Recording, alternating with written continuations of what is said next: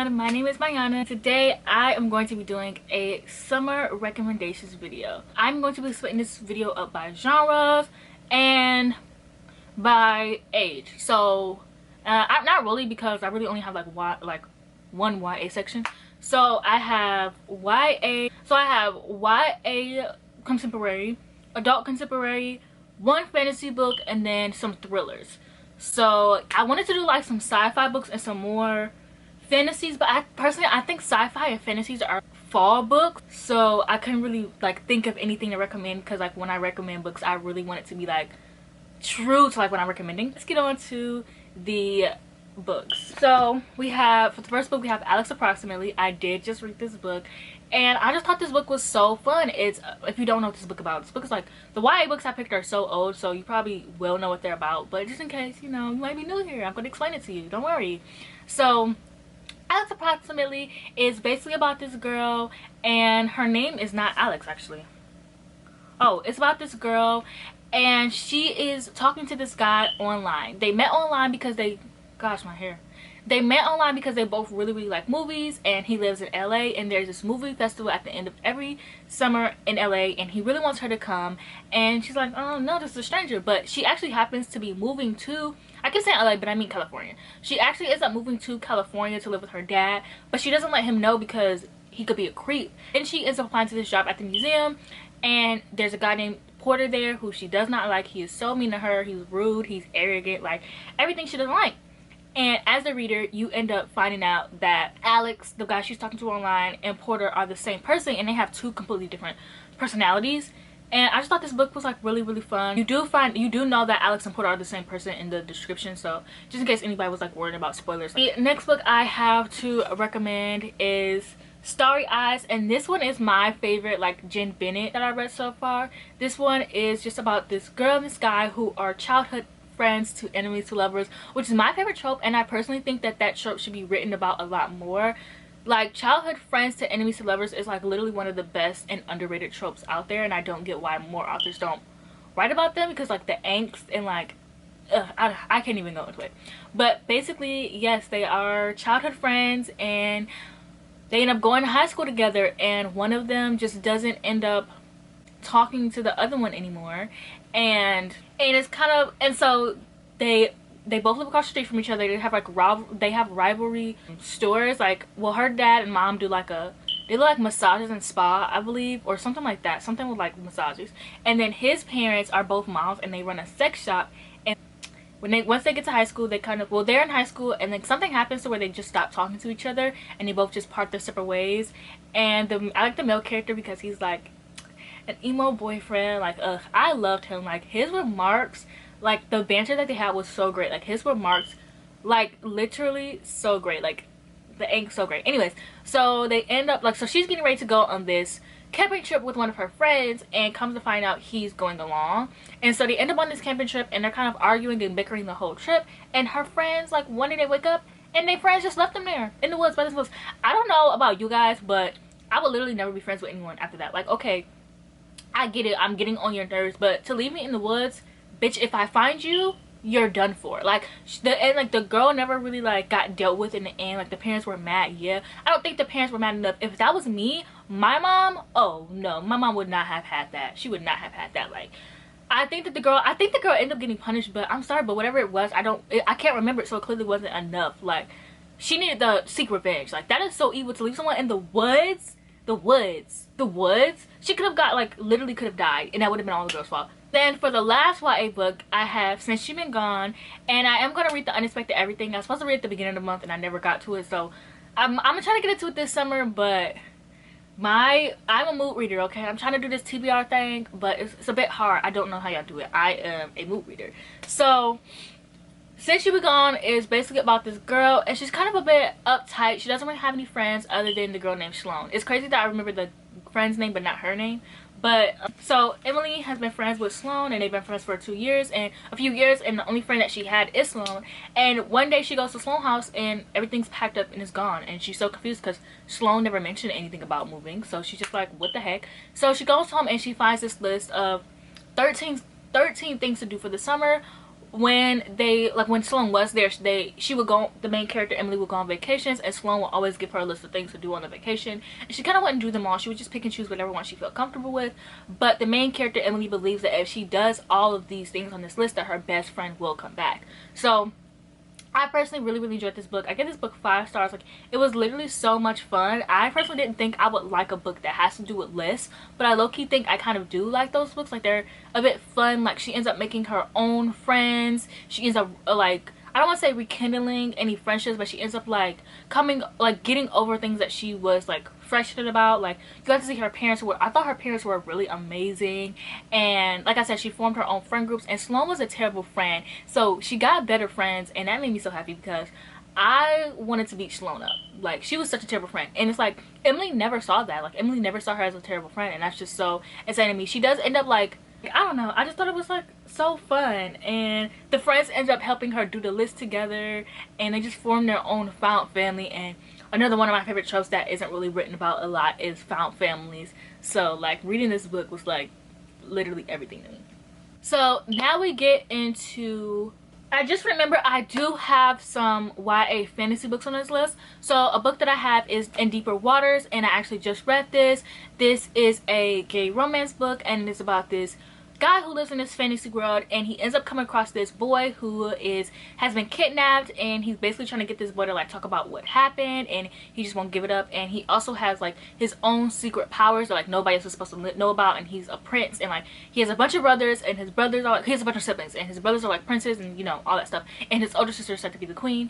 And so his older brother, the main guy's name is Till, so Till and his older brother end up coming upon this boy who had been kidnapped, and he's trying to figure out what happened. He also has like magic. He ends up getting kidnapped, and it just goes on from there. He ends up getting kidnapped by pirates. So I do want to let you know that this book isn't a pirate romance story, because I feel like a lot of people on BookTube have been talking about this book, but they made it seem like the main character falls in love with the pirate, or like it's a pirate romance story. The pirates actually are women, and it's not a pirate romance story. But like, I know the book is compared to Pirates of the Caribbean, but it's not a pirate's romance. It's not a pirate's romance story, and there's nothing wrong with that. I personally really enjoyed the book. I gave it 4 to 5 stars. I thought it was like super cute. And the next book I want to recommend is Two Princes of Summer, and this book basically a fairy book, and it's a love triangle. And if you want to read a good love triangle, I highly suggest this book. This book is about this girl who is having this dream about this guy, and it ends up being a fairy prince. And he is like kind of, I guess he's seen her one day like in the woods or something, and he's like entering her dreams. He's a prince, and he also has a brother who's actually not really his brother. It's his best friend from childhood, and his parents died, so the prince's parents took him in, and now they have to battle to like be the king, and they're both like in love with this girl. And I really like this book because they both are evil, but they both are good. So it's like they're just like, I don't know, I just think that's like the perfect representation of fairies. Like, fairies, like they're evil, but they're also like really, like, I'm saying this is a good representation of fairies. Like, I've met one, but from what I've read, like, this has like the best like shown fairies, because in fairy books, like, they kind of expect you to know what fairies are, and so yeah, I really recommend that book.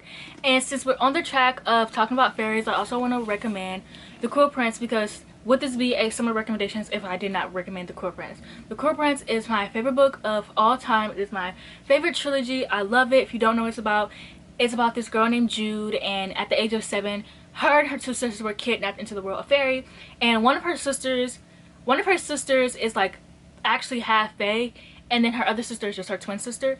And I really like this book because it's the perspective of the girl who's not the chosen one. A lot of the times when fantasy, I'm out of breath, a lot of times when fantasy authors write stories, they write it from the perspective like the chosen one is always the character you read about. She's so special, she's the lost princess, and blah blah blah blah blah. And the reason why I love this book is because Jude is not the main, like, she is the main character, but technically in this world of fae, she's not the main character. She's not the chosen one, she's not the lost princess. Like, she's a regular everyday girl in this world of fairies. And like, that was such an smart idea. And it's not like Sarah J Maas, where the girl is secretly a fae. Like, she didn't pull a Sarah J Maas. Like, I just absolutely love this book, and I highly recommend it. It is so fun. The next and last fairy book I want to recommend, and honestly, fairy books are great for summer. I do have a fairy book recommendations. If I can remember, I'll leave it up in the card.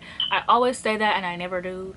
but I do have a fairy recommendations video. But the next book I have is An Enchantment of Ravens, and this book is perfect for if you want to get into fairy books, because with fairy books is a lot of them expect you to just know things about fairies. Like, they don't explain anything. Like, when you read The Cruel Prince, like, they don't expect you to know anything. Like, Cruel Prince and this book are like the best books to start off with, because you know there are kind of rules to fairies. Like, fairies can't tell a lie, like their glamour and things like that. Like, this book explains it well, and I think The Cruel Prince does too. But other fairy books, like, they really just expect you to know what the hell is going on. So I would suggest Enchantment of Raven. This book is so short and so fun and so cute. It does have insta love, but this is one of like the books that, like, insta love is my least favorite trope, but this book is an exception. Like, you know, there's exceptions to like every trope that you don't like, and the Enchantment of Ravens is mine for insta love. And this is so cute. It's about this girl who's a painter and this fairy who comes to her because he wants this painting, and she accidentally paints sorrow in his eye, and he's like, hell no girl, you have to get me in trouble. So now she has to go to court, and she's whisked away to the fairy world, and they are on this journey together, and it's so cute and so fun and fast. Like, I honestly suggest it. And honestly, if you've never read a Margaret Rogerson book, you definitely need to check it out. And you know what, speaking of Miss Girl, I have Sorcery of Thorns. I think that Margaret Rogerson is just like, she's one of my favorite authors. I haven't read her third book yet, and I do have this rule of like not calling anyone my favorite author until I read 3 of their books and give them all 5 stars. But if I end up liking her third book, which I know I will, she was my favorite author. One thing I love about Margaret Rogerson is everything she writes is a standalone, and I think that's so smart, because in a world of fantasy books where you think a book is a standalone and it ends up being a sequel, think a book is a trilogy, ends up being 4, like, authors are looking for money and looking for sales. Margaret Rogerson is like, no, it was done, it's done. And I love that everything she writes is a standalone. Like, I love that. And so Sorcery of Thorns is about this girl who works in this library. With the library books, they kind of like, you know, they kind of can, like, you have to take care of them. Like, they react, they're alive. And so this person ends up dying, and she's afraid for their death. So now she ends up getting involved with, I have to reread this because damn, I literally forgot what happens in this book. But it's really good. If you love to read, this book is the best book for you. Like, the main character loves to read. She works in a library, she lives in a library, and she has to take care of these books, and she is framed for murder. So now she has to go on trial, and she ends up going with this guy named Nathaniel Thorne. It's like, that's like the greatest name for a love interest. Like, I don't know, Margaret Rogerson be doing her thing. And her next book comes out in September, and you better believe I already got it pre-ordered. Sorry, pre-ordered. So now we get into adult romance. And the first book I want to talk about is Sweet Hand. This book is so cute. It is about this girl who is a baker, and she ends up breaking up with her boyfriend in the first half of the book, or the first few chapters of the book. And she ends up, so it's definitely dealing with her grief. And then there's this guy, and they kind of have like this enemies to lovers romance. Like, they've been enemies since like childhood, and their friends are getting married because this book takes place in a small town, so they run in the same group, and they don't really fuck with each other like that, though. They don't really like each other, and so they have to put up with each other because their mutual friend is getting married. And I just thought that this book was really cute. It was really fast. The smut was good. I love the main character. This is a black love romance, and I really loved how the main male character was written. He was written so soft and sweet, and he's also bi, and he cries and he deals with his emotions. And I really love that authors are writing black men who deal with their emotions. Like, I really want to see more of that. The next book I have to recommend is People We Meet on Vacation. If you haven't heard about this book, where have you been? It's literally like all the rave right now, everywhere. TikTok, book Twitter, booktube, bookstagram, like anywhere that's in the book community. Like, where have you been? Like, People We Meet on Vacation is a estranged friends to lovers story, and I love, like, I'm learning that like childhood friends to lovers is literally estranged friends. I think I love like the estranged friends trope. I don't really like friends to lovers, but this one really did it for me, and I just love this book. This book is about these 2 characters who go on vacation together all the time. They're best friends, they're really close, and something happens one of these vacations that make them stop talking to each other for a while. So the main character decides to ask the male character to go on a trip with her one last time, because, you know, she misses him. And I thought this book was so good. The smut was so good. This is my first Emily Henry book, and you better believe I read Beach Read after this, and it's on this video. And I cannot wait to see what Emily Henry writes next. Like, I know Beach Read, I mean, I know People We Meet on Vacation just came out, but I need to know what her book is for next year. I need to know what it is, and I need to have it. And you better believe that when we do find out what it is, I'm gonna have it, because Berkeley accepts me for every NetGalley. Like, I'm automatically accepted for Berkeley, so I will be getting this arc if it is my dying wish. And lo and behold, the next book is Beach Read. I just read this book this month. This book is about this girl who, her dad dies, and she kind of finds out that her dad was cheating on her mom, and he had this beach house. So she goes to the beach house because she's planning on selling it, so she's going to clean it out, and she ends up finding out that her arch nemesis is living next door to her, and he's pretending like he doesn't know her. They were academic rivals to lovers in high school, and they decide that once they stop pretending that they don't know each other, they decide that they want to swap genres, because she writes romance, well, chick lit, and he writes like horror, I guess, or something, whatever, opposite, and decide they want to write their own genres just to spice things up a bit. And I thought this book was so fun and so cute. I did not like it more than People We Meet on Vacation, but I still gave it 4 stars. Like, I still loved it. I think my thing is that I wanted the book to be more like, about their college rivals to lovers story, because I thought that was so interesting. But this is like an adult book. Like, if it would have been new adult if it was, you know, college kids. So I do understand why she didn't do that, but that doesn't mean that I don't want her to. So then the next book we have is Shipped, and this book is about this girl who works for this, I think it's a cruise company. I actually don't know what she works for. She's a marketing company for a cruise line, and there's this guy in the company who never showed up there. They talk via like FaceTime, I guess. Like, he talks to like the workers and the manager and stuff, and she does not like him because one time he stole her idea. And well, he didn't steal her idea, but he basically took credit for her idea, and well, the manager gave him credit for the idea, and he never corrected her, and he never corrected the manager. So they end up going on. She ended up pitching this idea for a cruise, and the manager's like, "Great, you can go," but you also but this coworker is also going with you, because he's never been anywhere. And I really like this because he lived in Michigan, and I really like this. I gave it 4 to 5 stars. I kind of wish that they hated each other a bit more. I'm sorry, but when you give me enemies to lovers, I need to be enemies to lovers. Like, I don't need no, oh, it was a big misunderstanding. I need enemies. I need them to be trying to kill each other in their sleep. I needed her to be walking in his room trying to suffocate him in his sleep. If you're gonna give me enemies to lovers, do the damn thing. Don't play around. Don't play around with me. I don't got time for that. The book was still cute. The book was still good. It was like a fun summer romance, especially because it took place on a ship. So I liked it. Also, the next book I want to recommend is For Vacation Only, which I just read, and this also takes place on the ship. And this one is about this girl. Well, this one is about this guy who is left at the altar on his wedding day, and there's this girl who works on this cruise, and she is a singer, and he's like, well, damn, I got left at the altar, I'm still going on my honeymoon, and the honeymoon had to be on a cruise, and she works on that cruise as a singer, and her boyfriend just left her for her arch nemesis, so they kind of just end up becoming friends. And this is also a Friends to Lovers book that I ended up really, really loving. Maybe I'm a Friends to Lovers really now. No, that's not it. I just thought this book was really good. It was so cute, so fast. And let's talk about the covers.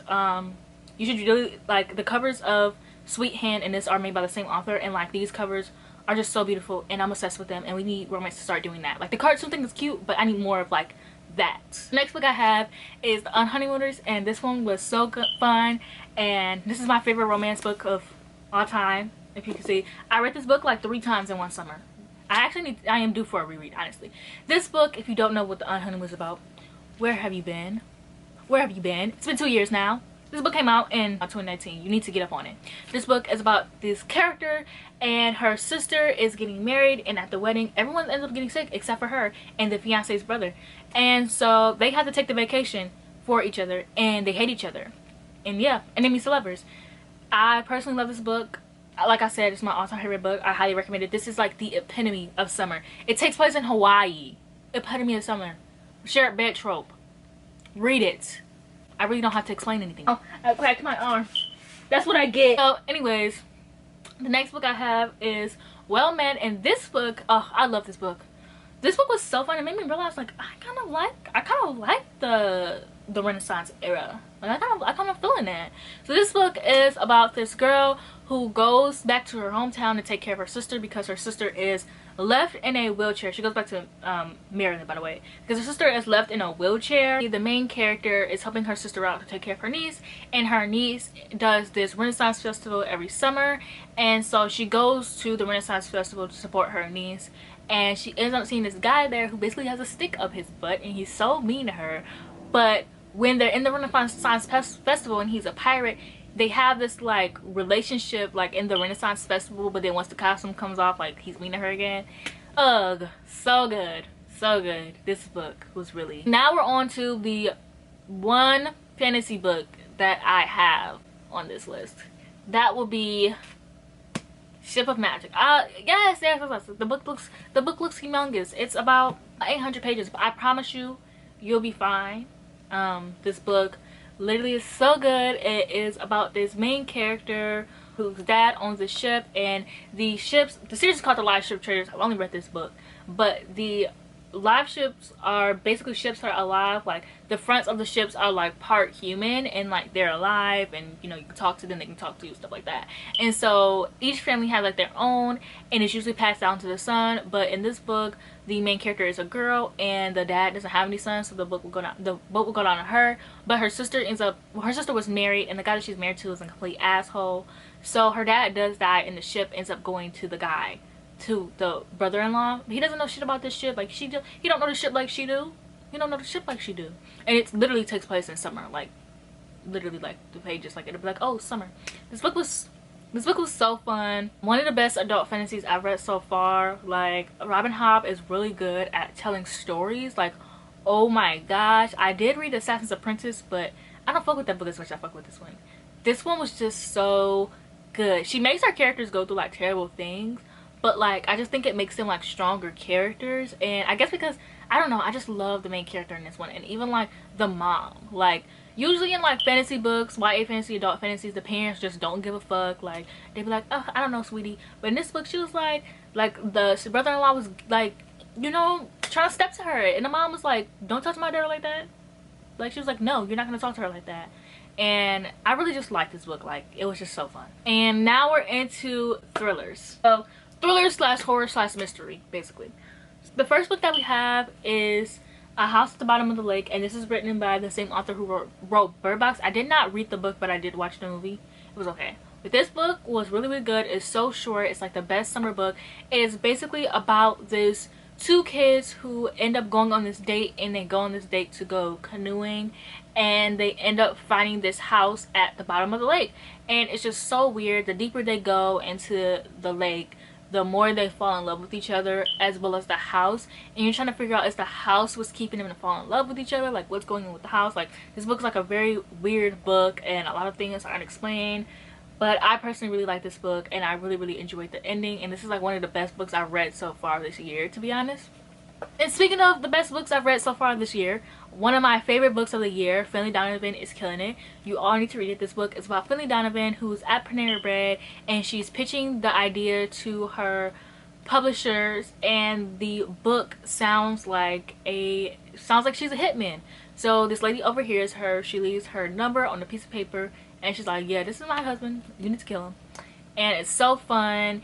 Finley Donovan is so great, and she has this nanny who's taking care of her kids, and the nanny is like one of my favorite characters ever. And then the husband, he's such an asshole. I don't love him as a character, but I love when like the main character has people that are against her, and like the husband is such an asshole, like he's doing everything against her, and things work out for her in the end, hopefully. And this is gonna be a series, and this book is so great. Like I cannot wait to read the next book. It comes out next year in February. I need to get my hands on an arc, because this book is amazing. Like if you haven't read it, please read it. And it's like the best summer book. It's like so quick, so fast. Like you'll get through it in one sitting, and in like a few hours. Like, you know, just chill, you know. And it's a cozy, it's like a, I don't want to say it's a cozy mystery, because I feel like cozy mysteries still have like, this has like more of a lighthearted feeling to it, but I personally still thought it was fun. The next book I have, which I spilled something on it, so now like it's sticky, is Arsenic and Adobo. And this book also is like a fun summer mystery, and it is about this main character. She is Filipina, and she basically she's coming home from college where her boyfriend just cheated on her, and she is going to work at the restaurants where her aunt, where one of her ex-boyfriends, not the same one from the college, but one of her ex-boyfriends from high school, is a food critic now, and he's basically just, he feels like he has this vendetta against her and her family, and he's always like really critical to their food, and one day he drops dead, and they're the suspects because it happened in their restaurants. And I thought this was just fun. This was also a cozy mystery. This one was like so fun, quick. The aunties were like so funny and enjoyable, and like the family relationship and the family dynamic was just so amazing, and I do highly recommend. The next book I have is The Last Time I Lied by Riley Sager. This is actually the first Riley Sager book that I've ever read. I read this book a few years ago, obviously, and actually Buddy read this book with one of my best friends ever. This is like the first book we read together, and like I just have so many memories attached to this book. I read this book in fall, but this book takes place in summer. This book takes place at a summer camp. It is basically about this girl who, something happened at this camp when she was younger, and so she gets invited back to this camp a few years later, and she has to like relive some memories, and like some old things are coming up that happened when she was first at the camp. And personally, I gave this book like 2 stars. I think I don't like how the book dealt with like mental health and things like that, but I know Jake, who I buddy read this book, really liked it, and I know a lot of people do like it. So when I give recommendations, I don't just recommend books that like I gave like 4 or 5 stars. I recommendations to books that I think people would like, and I recommend based off of like the title. So this is a summer recommendation video, and this book took place in summer, and even though I didn't really enjoy it, I do love the cover. Even though I didn't really enjoy it, I had fun reading it. It's just once I got to the end of the book, I was like, damn, I don't really know if I'm feeling it. But you know, like I try not to let like my opinions of the book cloud it, because I know not everyone who watches my channel has the same reading taste to me. And like I just want to recommend books that I know people would end up loving, and I feel like if I recommend books that only I love, there are so many books that people miss out on, especially because I've read so many books in the past like 3 years. Like I have so many recommendations for you guys, and I want to recommend books based off of things that I know people will enjoy instead of books that I love. So just in case anyone was wondering, because I do that a lot, not all the time, but I do that a lot, recommend books that I didn't love. And so just in case anyone was wondering, like that's why. I actually just remembered something. I just remembered a book that I forgot. Hill House Lake. This book is about this wife who finds out that her husband has been keeping women in his garage and killing them that way. And she finds this out by coming home to, like, I think a car crashed into their garage or something, and she ends up having to like change her name. Her and her kids have to move somewhere called Stillhouse Lake. And I personally really like this book. I remember reading this book like 2 years ago. I read it on summer vacation. I literally was on vacation, I remember, for my birthday trip that we do like every 2 years to Florida. And I literally remember like sitting in my room in this house. My mom usually rents us a house. Like we were sitting in this house, and like I was like, damn, somebody could really be living in this house and I wouldn't know and just kill us. That's the kind of weird stuff I think about, like, you know. And so like that book really had me up. Like every time I heard a crack in the night, I would be like, what was that? So I don't know, I thought this book was really, really fun. I personally don't really read thriller series, but I ended up reading the second book, and I forgot the title of the second book, but I ended up reading the second book, and I actually really liked it, because I'm like, dang, why do I care about like this? But it's like she ends up becoming a PI in the second book, and there are more books in the series, and the author did pass away from cancer recently. But I honestly highly recommend this book. Like this book was so great, and the second book was like even better. I really need to buy the series because the books are so fun and they're great. So like I said, I highly recommend. And then the last book is like one of my favorite books of 2020 that I read last year, and obviously 2020 was last year, but this book is Night Swim. Now this book is a heavier book, so I really wouldn't suggest it. It's not like a book that's gonna make you like cry. Hopefully, I don't know, I didn't cry, but it's also not like, it's not like Finley Donovan is killing it. Like it's not like a cutesy fun book you go into. This book is about this girl who has this podcast, and it's kind of like a true crime documentary podcast, except she interviews people. And so there is this case that she's interviewing for, and she happens to be in this town, and there's also something that happened in that town a while ago, and she gets this letter on her car window that's asking her to help her solve this case that happened a few years ago, and it happened to be in the town she was in anyways.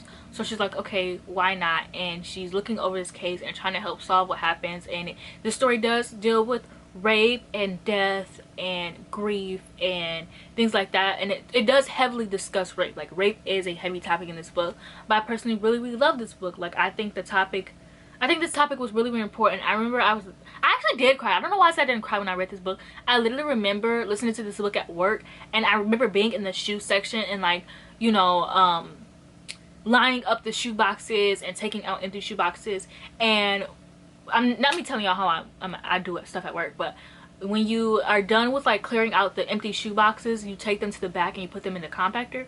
And I literally remember being at the compactor, putting these shoe boxes into the compactor, breaking these shoe boxes down and crying. And like once I was done, I just went to the bathroom and cried some more because this book was like so, it didn't feel heavy, but it was just like, I just hate that women have to go through so much, and that when something like this happens to us, people think that we're lying or people don't believe us, and you have to have like all of this proof and all this stuff, when sometimes rape doesn't really have proof. And like some women don't speak up about it, and some women's stories, girl, I'm about to cry again just thinking about it. Oh my gosh. But yeah, some women's stories go unheard or unsolved, or you never even know about their story. So honestly, I just think the book is really important, and it's a really good book to read in the summer.